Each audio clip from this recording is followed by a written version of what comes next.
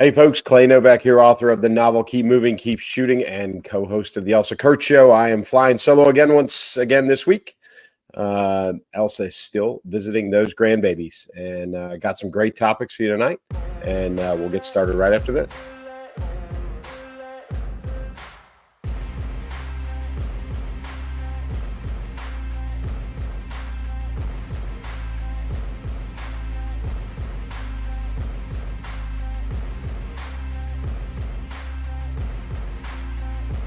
Okay, folks, first couple things. We got to knock out some important election stuff that's going on. Part of it, the DNC is in a bit of a bind, and they're making a course correction. Now, the bind that they're in is that the state of Ohio requires candidates to be verified, validated 90 days before the general election.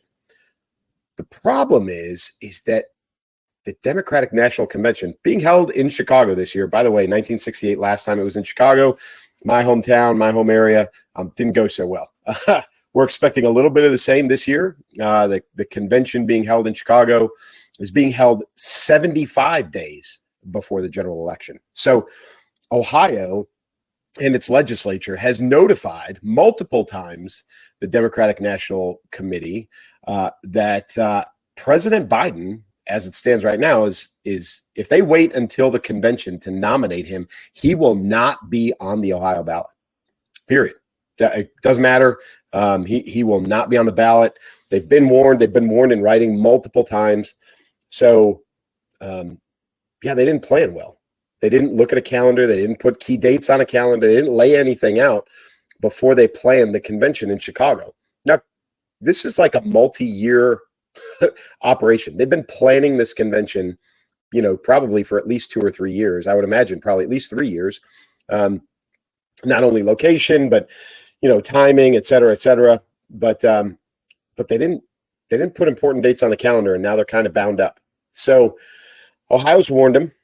They've told them again and again in writing and via multiple mediums, and have said, listen, the president won't be on the ballot. He won't be eligible to be elected out of the state of Ohio, can't get the electoral college votes for the state if he's not on the ballot. Now, obviously, there's the catch-all of a write-in. I have very little belief that a write-in campaign would work to get President Biden enough, votes in the popular vote to get all the electoral votes for the state of Ohio. So what the Democrats, the party, has decided to do is on August 5th, which puts them 90 days prior to the election, they're going to do an electronic roll call, a video teleconference, basically, state by state, to validate and verify and truthfully officially nominate President Biden as the candidate for the Democratic Party for president so that they can get him on the ballot in Ohio. They're still having the convention 15 days later. So this shows you the validity of these conventions. They mean absolutely nothing. Pomp and circumstance. It's all a show. It's an opportunity. If you watch these in the past, they're unbelievably boring, truthfully. You'll get 1 or 2 good speakers in there. They go on for 4 days, and it's the same thing over and over and over again. It's all the all-stars from each of the parties. And listen, they're both subject to this. Republicans, Democrats, they have the same, it's the same kind of agenda. It's all red, white, and blue, and it all looks very pretty. And then they finally nominate their candidate. The states all weighing in, state representation all weighing in, and then they'll officially go on the ballot. The DNC, the convention in Chicago at this year, 2024, is going to be completely irrelevant. Completely. They're going to hold it sounds like an electronic call, a poll essentially on a video teleconference with the states weighing in to nominate President Biden as the candidate to make sure that he gets on the ballot in Ohio. And this is all happening on August 5th, 15 days before the convention and 90 days before the general election. So they do meet the requirement. Now, what is this going to do? And this is probably one of the things to watch. What is this going to do to convention coverage? Very anticlimactic. Very anticlimactic. Do they change the agenda? Is a good question. So are they going to follow the same agenda that they've got planned? Are they going to make it look like it's every other Democratic, the conventions of years past, elections past? Is it going to look like that? Are they still going to march out the delegates and all of those things as they've done in the past to nominate President Biden, even though he's already been, declared the nomination for the party? I don't know. It's a good question. I think what really sucks, though, is that I have heard multiple times over the last few months that there's going to be quite a bit of, urban protest in and around the convention site, as the convention goes on. There are so many people in Chicago, in the city itself, who are upset with the party, their party, the party that they've been backing for years and years, decades and decades and decades, that there was going to be protests. These are going to be Democrats. There's going to be Chicago hardcore Democrats. Keep in mind, Chicago hasn't had a Republican mayor in over 100 years. The city is as blue gets. And they are, there's going to be some protesting. There's some people that are pretty pissed. And a lot of it has to do with immigration and the fact that a number of the Democrats living in the voters, citizens living in the city of Chicago, feel like that their leadership, their party leadership, their party has screwed them over, has taken away things from them that they need, and has given those things that, to immigrants as they've been brought into the city. So, I didn't expect that to get widespread coverage, except probably on Fox, as you would imagine. They'll be standing outside the convention center with microphones talking to all the people protesting. I'm sure get as much of that on as they can, but probably not any of the other mainstream media. So is that going to happen? If the convention is as anticlimactic as it seems it's going to be, one, do people not bother going? Is it going to be a hollow showing? Is it going to even look like it has in the past? And really, are people going to turn out to voice their displeasure with the party as vehemently as they would have if this was the true nomination of President Biden as the candidate for the Democratic Party? I don't know. It will be interesting to watch, but I do believe that the entire convention is going to be very anticlimactic. I think you're going to see a lot of empty seats, a lot more than you would have in the past. And I think it just goes to show that there is a lot of lack of planning, a lot of lack of foresight, a lot of lack of attention to detail in the Democratic Party as a whole, not just for this event. I mean, this is truthfully, it's like the biggest event for the party every 4 years. No questions asked. Nothing bigger than the convention on a presidential election year. So for them to screw this up this bad, to really screw up the date, the planning of this as badly as they have, to miss a mark this large, I think it tells you a lot about the party itself and how much disarray they're really in, and how much lack of strategic planning or detailed planning is going on at all. And this is the leadership of the party, that they may not be the ones detailing or doing the detailed planning, but they're certainly approving it, right? So as the party leadership said yes to all of this, somebody somewhere along the way missed some pretty big details, and it's not turning out well. So that's something to watch as the election rolls up, but that's coming very, very quickly. August 5th is going to be this electronic roll call, this video teleconference by the Democratic Party to nominate President Biden officially. That's their official nomination. Very anticlimactic for this presidential election. So little tidbit, something to watch out of the Democrat as a party, out of the Democrats as this thing rolls forward. Now, at the same time, directly related to the election and really relating to the last 4 presidential elections, there's a new trend in the mainstream media as they're interviewing key Republican leaders. So I've seen this happen to Tim Scott, I've seen it happen to Marco Rubio, and I've seen it happen to who's the other one? At least 3 that I can think of off the top of my head. Oh, Ted Cruz is the other one. So with them in interviews, the mainstream media is hitting these key Republican leaders with this very specific question. And what they're saying is, will you agree right now to endorse the winner of the election in November, no matter what? Right?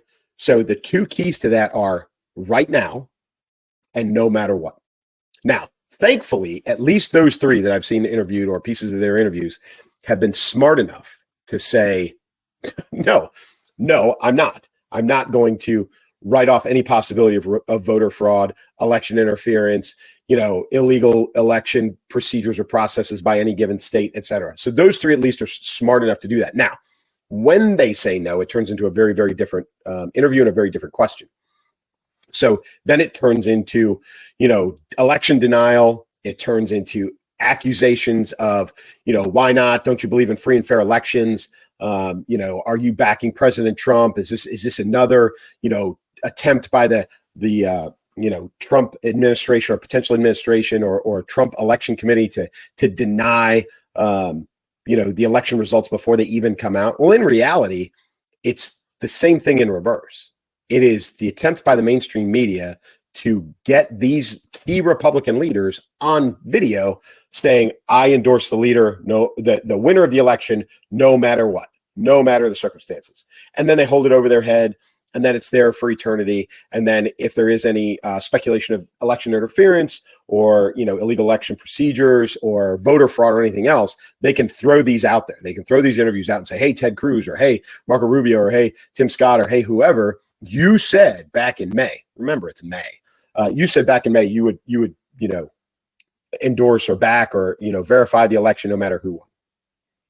And that's what they're trying to get these guys to do. They're trying to take that argument off the table months before the election even starts. Now, keep in mind, yes, President Trump, said President Biden didn't win a free and fair election. He has said that multiple times. He's not going to deny that. Hillary Clinton said the same thing about President Trump. Okay. It was said about President Obama. It was said about President Bush, hanging chads in Florida against Al Gore. This is not a new thing, right? Contrary to popular belief and contrary to what the media has been portraying for, at least the last 3 years, denying the results of election, or at least complaining about illegal, immoral, unethical, election procedures, voter fraud, and those kinds of things. This is not new news. They're just making it a new news Trump thing, to back the insurrectionists, he's going to tear apart the country. He's going to overthrow democracy. He's going to, martial law and all these other crazy things they're coming up with. They're trying to use that as a kind of a marker to say, this is Trump. It's all Trump. It's all Trump, but it's not all Trump. Again, Secretary Clinton did the same thing. The same thing was said about President Obama. The same thing was said about President Bush. Denying the results of election and actually suing and bringing it into a court of law is not uncommon.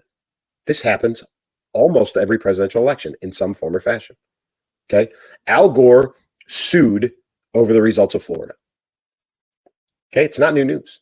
That was 25 years ago, 24 years ago. This happens. Okay. But what they're trying to do is get these key Republican leaders to say, nope, right now, I endorse whoever wins, period. I know it's May. I know anything can happen. Doesn't matter. I'm going to endorse anybody that is declared the winner. And they'll manipulate it. The mainstream media will manipulate it any way they choose in the future and any way that works out for them, pending a President Biden victory. Highly doubtful at this point. But if it happens and then, President Trump, former President Trump, goes at it and denies the election results, et cetera, et cetera. Those are the types of quotes that they're trying to get everybody. They'll try and get everybody on tape to say, and then use it against them in the future and against the party itself. So it's interesting that the media, and it's interesting that it's happening multiple times on multiple different platforms and multiple different networks to multiple different leaders. Again, it tells you very, very quickly, mainstream media is in cahoots across networks because they're asking the same questions by different interviewers on different networks to different Republican leaders. The question is, are they asking Democrat leaders the same question? The answer is no. You're not seeing it. You won't see it. And if you do see the question asked, you're going to get the same answer out of them. 100%.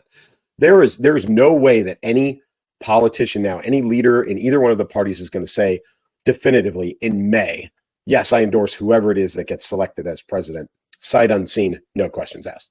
Nobody's going to do that. No politician with any brains whatsoever is going to say that out loud. So it's interesting that they're trying to pull that card already to go down that road.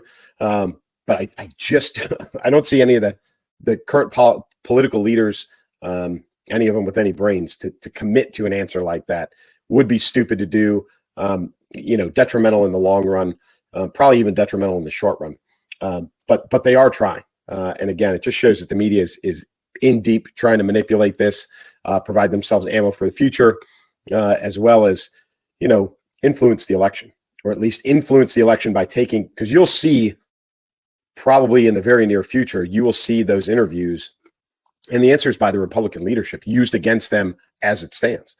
Oh, they don't endorse free and fair elections. Oh, they don't endorse, the winner, no matter who it is. Oh, they don't support democracy. It's a catch-22 for them, double-edged sword. No matter how they answer, they're screwed. But I think this was more about planning for the future, and they'll probably exploit it in the near future and in the present, and we'll all start to see that. So, again, pay attention to what the media is doing in relation to the election. We're going to talk about that again in a minute. But definitely the media is involved, and they're not sitting idly by, providing us voters, the American citizenry, fair and unbalanced, unquestioned, non-editorialized information, allowing us to make adult grown-up decisions about who we're going to vote for. Both sides of the aisle, both sides of the media aisle are manipulative. That's what they do. Doesn't matter which network you watch. Nobody gets unbiased news anymore. Doesn't happen. Find some independent journalism and maybe you'll get some. But any of the MSM, I don't care what station it is, they're all biased. But this is the latest attempt by the liberal media to manipulate the election and future outcomes, based on what current leadership is saying. Okay, today is Tuesday. As you guys know, we record on Tuesday. We drop on Thursday. So today is day one of closing arguments in the Trump trial. A couple of interesting things came out of this. The prosecution has been going since, it got turned over from the judge. Hey, prosecution, go ahead and start your closing arguments.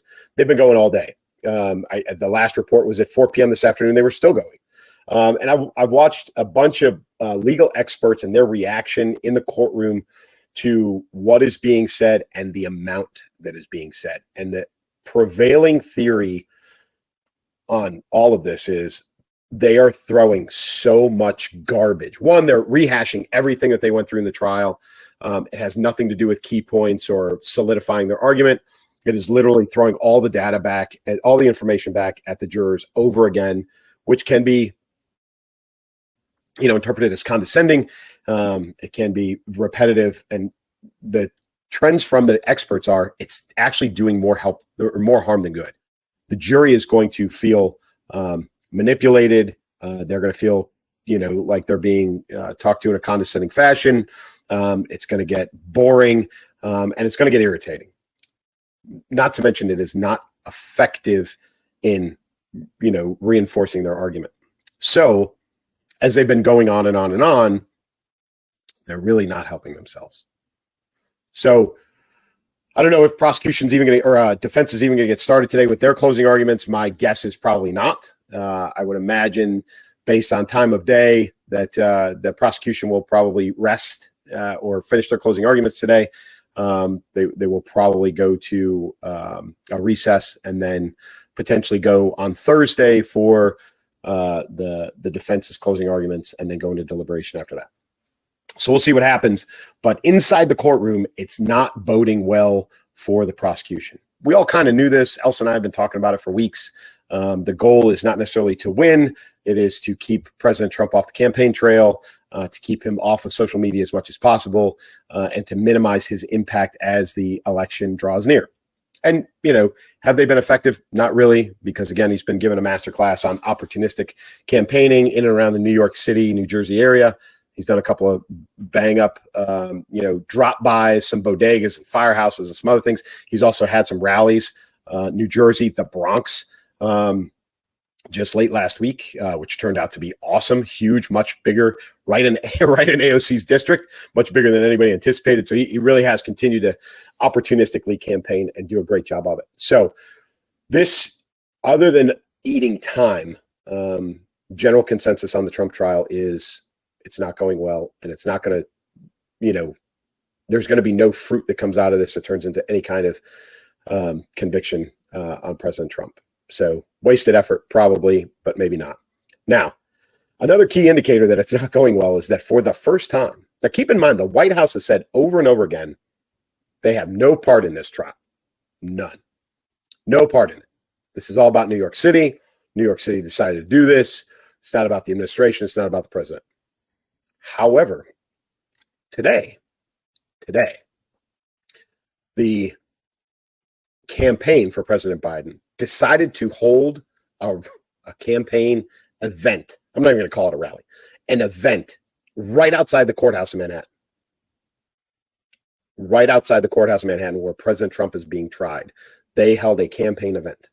And they brought out, yes, I know it's 2 weeks in a row we've talked about it, Robert De Niro, of all people, to stand out there and run his mouth about President Trump and all this crazy stuff that he believes. The President Trump's going to destroy the country and destroy the earth. Actually, I think is his newest one. And for whatever reason, maybe because it's New York and they think because De Niro's Italian, he's a New Yorker and blah, blah, blah, blah, blah, that he's going to hold some sway with the people.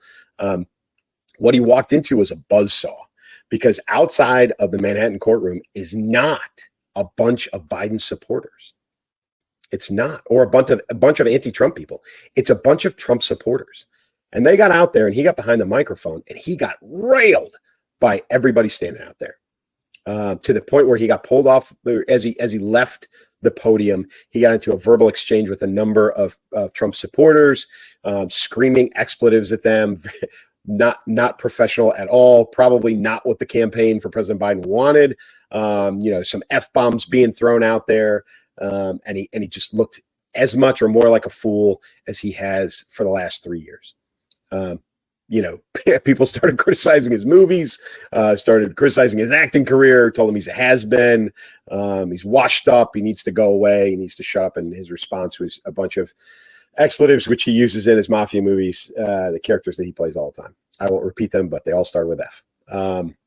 So that, again, the election, the White House has decided or has been saying over and over and over again that they have no part in this President Trump trial. Has nothing. It's all New York City. New York City's doing it. But the campaign decided today to hold an event outside of the Manhattan courtroom. My assessment of this is they know that the trial is not going to be successful. They know that it, as early as today, it could have been end of closing arguments, a very, very brief, quick deliberation, and an acquittal for President Trump. And they wanted to be there potentially and be prepared as he walked out of the courtroom, or at least to set the stage a little bit better when he does. I would expect something from the Biden campaign for every day the rest of this week where the trial is underway. I know they haven't been traditionally in session on Wednesday, so I don't know if they're in tomorrow or not. That's why I think they may wait till Thursday and then Friday. But I think you're going to start to see something from, although today went pretty poorly, so maybe not, but you may see something from the President Biden campaign outside of the courtroom until the end, every day. And I think part of it is to pivot away or to counter the end that they know is coming, which is that he's going to be acquitted and that he's going to come out looking like a hero, and it's just going to garner more support. So they're going to try and beat that. Today they brought up January 6th and insurrection and some other garbage, and again used their puppet Robert De Niro to try and do that, and it turned out very, very poorly. So keep an eye on that over the next couple of days, but we will see. My guess is by the time we record next week, so a week from today, next Tuesday, there will be a determination in the Trump trial. We will know the result, and my guess is he's going to be acquitted, no charges, and it's over with. So we'll see what happens. There is another trial that is getting ready to get started, and that is the Hunter Biden gun charges trial. So there was an attempt again to dismiss, a motion to dismiss. He has pled not guilty, by the way, all charges. But there was an attempt again to dismiss, hiding behind the Second Amendment of all things. Yes, the party of gun control is attempted to hide the president's son behind the Second Amendment to keep him from probably being charged and convicted of these gun charges. Yes, appalling. The absolute audacity. But the trial, if you're not tracking, the gun charges are interesting. So when you buy a firearm, and I'm a firearm owner, but when you buy a firearm and you fill out a questionnaire for your background check, and one of the questions revolves around, are you currently using or addicted to a controlled substance? If you check yes, you are not getting that gun. If you're trying to buy a gun and you're filling out the paperwork and you check yes to that, you're not getting that gun. So if you want the gun and you are addicted or using a controlled substance, you're going to mark no, which immediately means that you're a felon. As soon as you mark no, that's a lie, and you're a felon.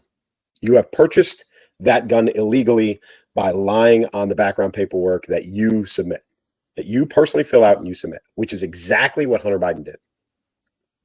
And then once you possess the weapon, whatever it is, and you're a user of a controlled substance, you are also, it's another felony charge.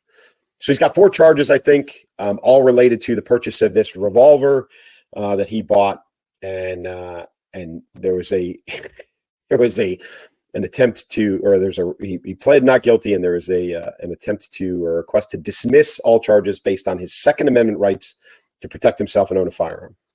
Unbelievable. Unbelievable that the party who is looking to take away most or all private gun ownership, and don't tell me they're not, because they are. All right, I've never been a the sky is falling kind of guy when it comes to gun ownership, but I will tell you that the mission of the Democratic Party is to eliminate private firearm ownership. And they can lie as much as they want, but that is the end state. And they'll do it incrementally. But for them right now to try and protect the president's son, or the president's son to have the audacity to hide behind the Second Amendment, while he knows that he lied on the paperwork purchasing that firearm, is unbelievable. It is the ballsiest move. I know the guy is just a shit human being, but that's the latest attempt. It's crazy to me. Now, here's the other kicker in this thing. It's as crazy as all this is with Hunter Biden. And oh, by the way, the laptop that wasn't his, that was his, that wasn't his, that was Russian, whatever, that's all going into evidence for this gun trial, by the way. So everything that we were told during the last election, where it was all fabricated, it was, Russian misinformation, and the laptop was a lie, that thing's going into evidence in this gun trial. Okay, so it wasn't a lie. It wasn't. None of it was. It's going into evidence, and it's going to be used against Hunter Biden to convict him of these crimes. So it wasn't a lie. Thank you again, FBI, for screwing that up for all of us and impacting, some voters in the last election. Good job, election interference, Federal Bureau of Investigation. You guys suck. That was horrible. Okay, but I digress.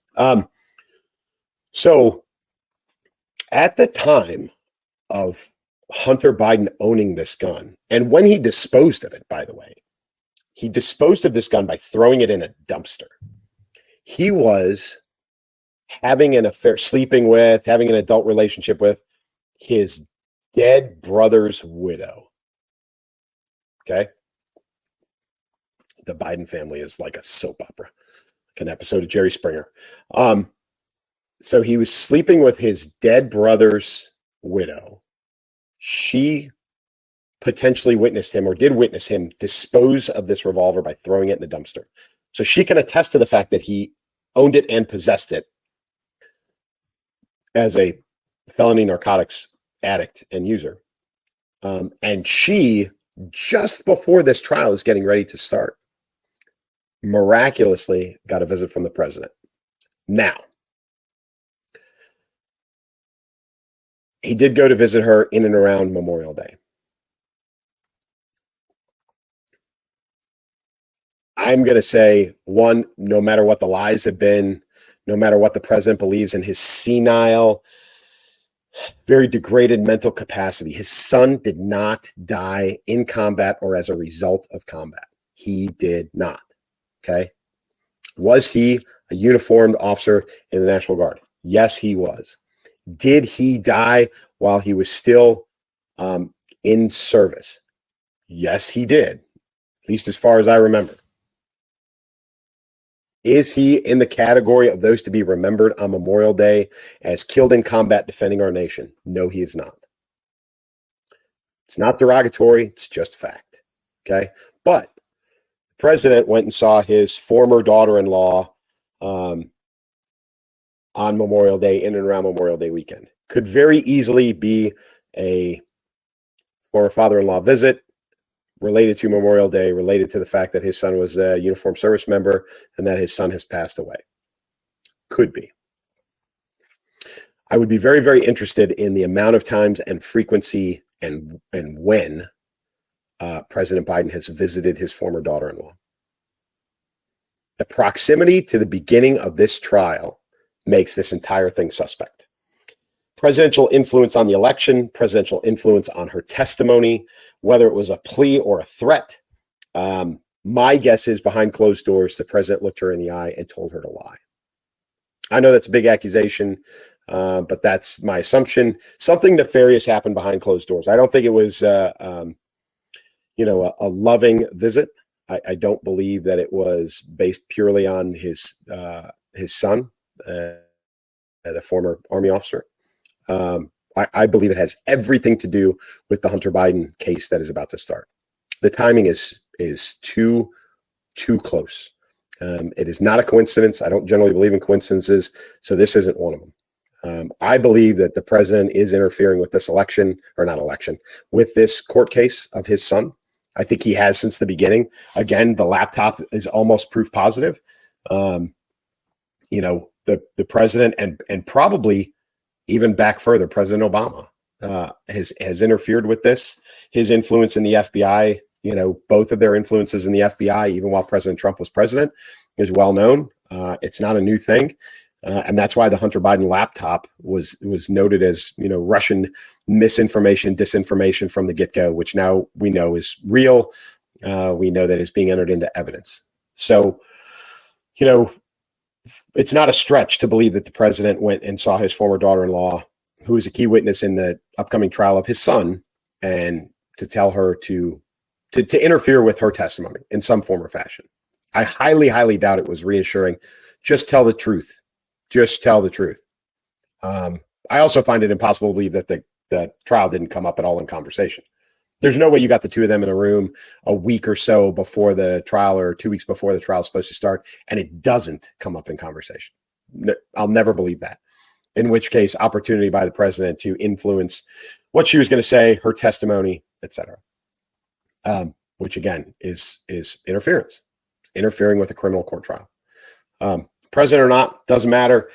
He's overstepping his bounds. I think, as is the trend with his administration, piss poor advisors. He shouldn't have been anywhere near her with this trial coming up, daughter-in-law or not. He should have stayed away from her completely. No contact would have been the way to go, just to keep him and her and this entire court case on the up and up. But of course, that's not how the Bidens do business, especially not President Biden, and especially not when it comes to Hunter.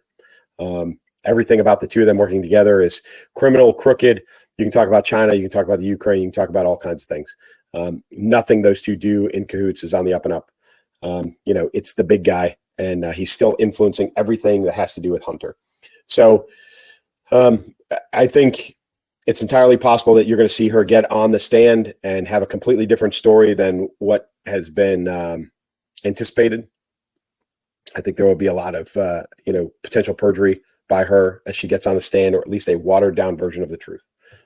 And they'll never, I think probably if the Department of Justice, IG, Inspector General, whatever internal affairs they have, should be bringing in every Secret Service agent who is in and around that at the time and questioning them about what they heard, to see if there was any election interference. I know it won't happen, but it should happen. Department of Justice needs to get involved with this, but it's the president and they work for him, and they're a bunch of sheep right now. So nothing's going to be done. But I can tell you that it's been interfered with.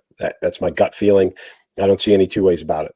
There's no way that he did not get in the middle of that discussion with her in some form or fashion and tell her to either lie flat out or at least water down her story when she gets called to the stand.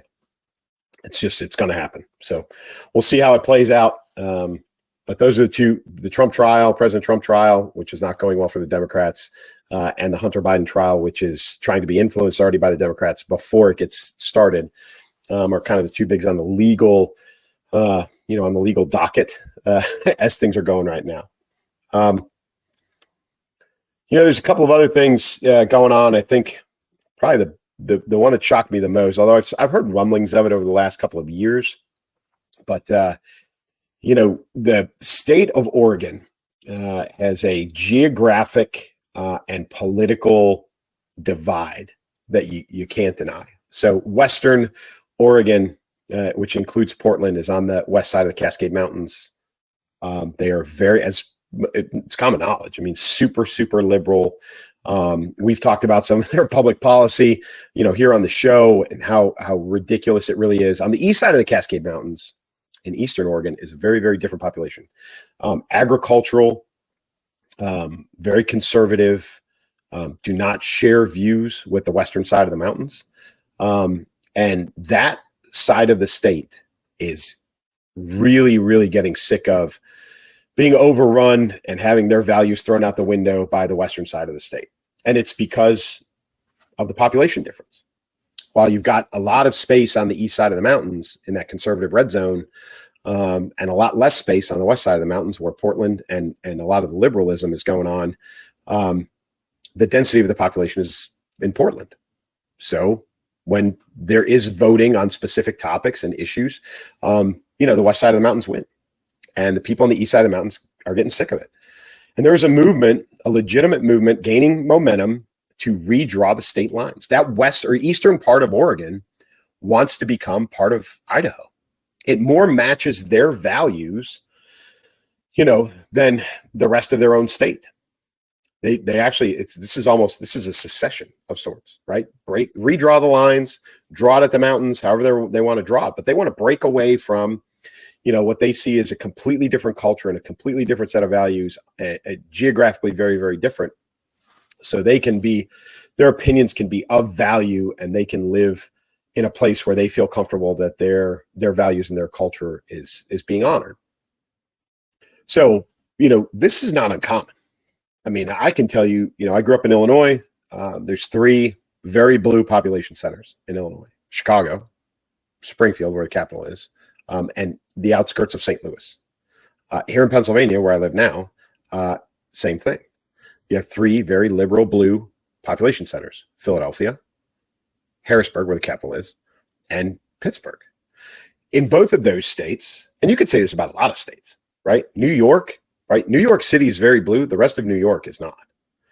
Texas, Austin, Houston, parts of Dallas, very blue. The rest of the state, not so much. Okay. So Oregon is not, an isolated incident. But what you're seeing in these other states is you're seeing people, who are fed up with being pushed by the wayside because they don't live in these super urban population centers, and their values are being thrown out the window.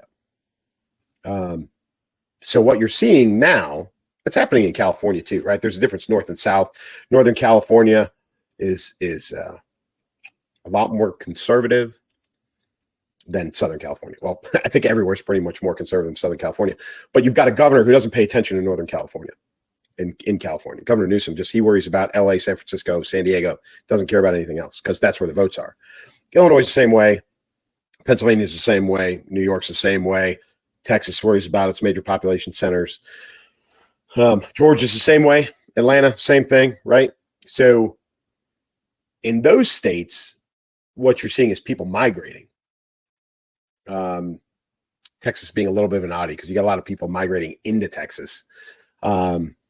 But in other states, you got people leaving Illinois in droves. California is shrinking in population, has, I think, the last 3 years in a row. So they're losing more than they're gaining. Illinois, Illinois, New York, massive moves out of New York, started in COVID, has continued since. I think Pennsylvania is holding pretty steady. But you're starting to see people move out of those states and into what you would classify as a red state or a conservative state, a state that holds their same values, and then they feel like they're living in a place where they can live the way they want to live without, the liberal policies that they don't agree with. This thing in Oregon is different because you're not talking about people physically leaving the state. You're talking about people physically or physically changing the state, redrawing the lines. I don't know about this. I don't know how this is going to work. I understand exactly what these people are feeling. I really do.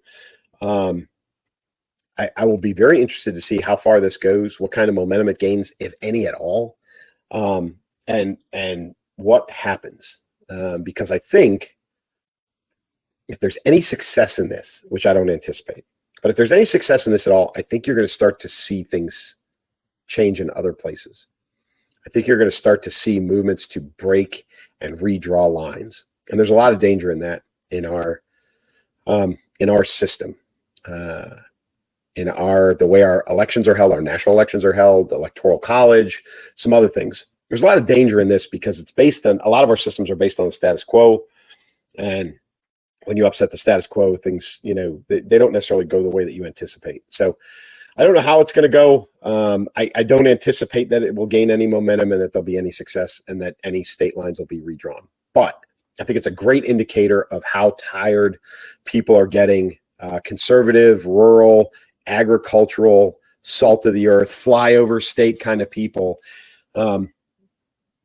how irritated they're getting about being essentially ignored because they don't live in a major metropolitan area. And that's really what's happening. There's a whole bunch of people in Illinois that are not happy with Governor Pritzker. They don't give a crap about Chicago or St. Louis because they don't go there. It has no effect on their life, but it does because those population centers they hold the votes, and they're the ones that are determining policy at the state level, and it's hurting them. So we'll see what happens in Oregon. I think it's an interesting modern political problem. But again, I don't anticipate much, but it's definitely something to pay attention to, because if it does swing in any way, shape, or form, you're going to start to see it gain momentum in a lot of places, which again has some dangers to it. All right, this past weekend was Memorial Day. I talked about it last week.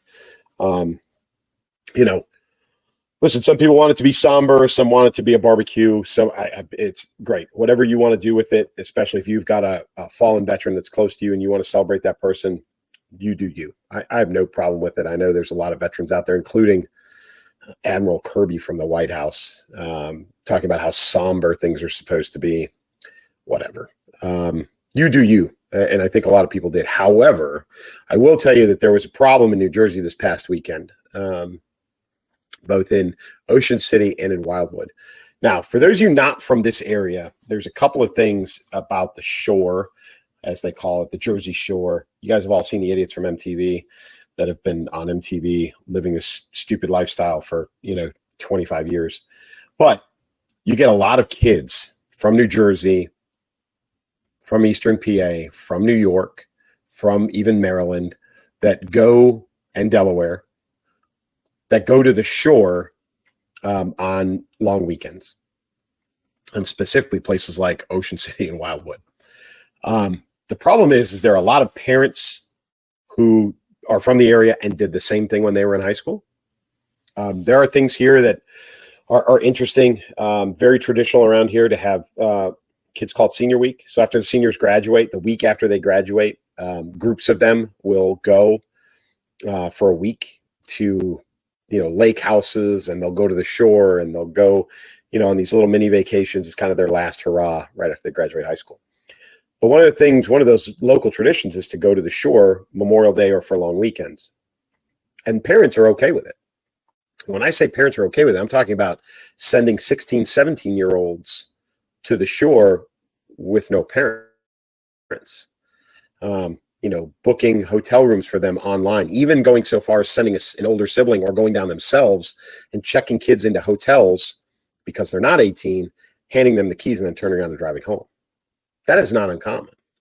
And then you've got the kids, the local kids, the Jersey kids who drive up for the day, or they're staying at a friend's house or something like that. Or Airbnb, who are very unattended check-ins in most cases.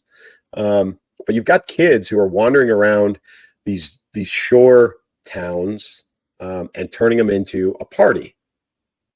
It's a very spring breaky kind of feel to it, except for the fact that this weekend, the violence and the crime in general, and when I say crime, I'm talking about simple crime, shoplifting, theft, petty theft, fights, public intoxication, but also violent crime, some stabbings, some beatings. I think there may have been a shooting. But in those two towns, the mayors had to declare public emergency because, and they said it, it's teenagers. These kids go there and they go there unsupervised, right? And I'm talking, probably, I know for a fact, 16, 17, 18 years old, but maybe even younger than that and probably even a little bit older than that. And they go there for these long weekends and they party, right? And they, consume alcohol underage and do all the things that, 30 years ago I was doing, right? I'm not going to hide behind that. And I'm not going to be a hypocrite. But times have changed. They're not the same. Okay. And a lot of these parents who are letting these kids go were like me, right? They did those things when they were young. But that today is not then. And times have changed. If you were in public younger 30 years ago, right? And you ran your mouth and you were drunk and you did something stupid and somebody punched you in the face, right? That was kind of the end of it. Now you've got kids are pulling guns and they're pulling knives, they're stabbing people. And, there's no I shouldn't say less violent way. There's very little of that, right? And fights are not like me against you. I said something, you said something. We grab a hold of each other, we pound the crap out of each other, and our friends pull us apart, and that's the end of it, right? That doesn't happen. Now it turns into 50 kids beating the crap out of each other because everybody wants to join in. And oh, by the way, it's all coordinated by this, right? Kids who, group of 3 or 4, 5, 6, they go down to the shore together, they're having a good time. Now it's like, hey, we're down here, we're at this location, and all of a sudden there's 60 kids there, 100 kids or 200 kids there. It all goes out over social media. But the lack of supervision and the propensity for crime has went up so much just this past weekend that these two cities were forced to declare a state of emergency. They shut things down. They shut businesses down. They closed things early because it had gotten so out of control. So listen, if you're a parent, and I am, listen, I've got a son in that age range, and I keep careful eye on what he's doing. I believe that he knows the difference between right and wrong. He's never given me a reason to doubt it, but I still reinforce that, and try and reinforce with him to get himself out of situations, not to put himself into them. But if you're a parent and you're endorsing, unsupervised trips for your underage kids to places like this, and you're doing things like paying for an Airbnb for them, assuming that they're just going to sit by the lake and they're not going to get into trouble, and it's illegal, folks. Like if your kids are under, and this is why they have things like senior weeks after graduation, is because these kids are 18, right? But if you're sending 17-year-olds to the shore and you're paying for them to stay in a hotel, that's illegal, right? It's also, in my opinion, bad parenting. I'm not telling people how to parent, but that's bad parenting, right? You're asking for trouble. Okay, you're asking for your kid. You're giving them all the tools to end up hurt or in jail or worse. Right? You probably think it's harmless because when you were a kid, it was harmless. It's not harmless anymore. Right? And there's towns in Florida who literally would make an entire year's worth of income based on spring break, that have shut down spring break because of the level of violence and crime that has increased, that has become the norm in the last 4 or 5 years. They literally have said, we're not doing spring break anymore. And this is what these kind of weekends are getting to. Because we've got parents that are like, yeah, go ahead, have a good time, blah, blah, blah. And again, this is not 30 years ago. It's not the same. You're putting your kids in harm's way. So again, I'm not telling people how to parent their kids. I'm not.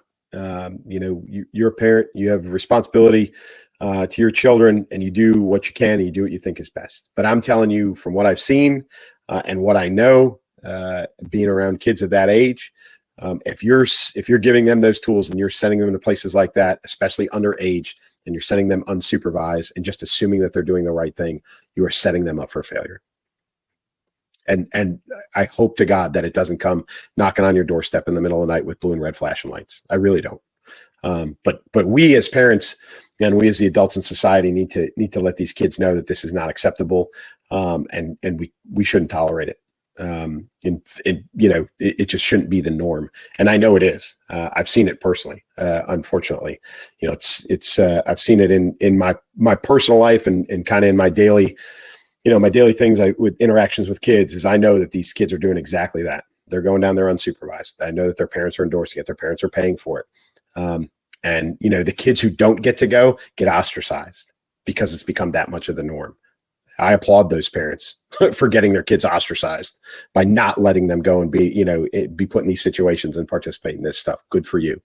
Good for having some moral courage. Again, I'm not being a hypocrite because I was as much of a wayward trouble, kind of get into trouble kind of kid as a lot of teenagers were, but now is not then. This is not 30 years ago. And we got to do a reassessment, as modern parents of what we let our kids get exposed to and what we allow them to do. Because I really hope for everybody's sake that it doesn't turn into tragedy that comes to your doorstep. So not to end on a downer, but here's the upper, right? Elsa's going to be back next week. So if you've gotten tired of listening to me run my mouth for the last couple of weeks, I love having Elsa. It's great. The two of us, the back and forth. I love it. It always makes for a better show. And I know that, it probably gets tedious listening to me talk for an hour. So I'm happy to do it and happy to be here for everybody. But Elsa should be back next week. And, that always makes for a better show. So as always from me, we will catch you next week. But again, as always from me, keep moving, keep shooting.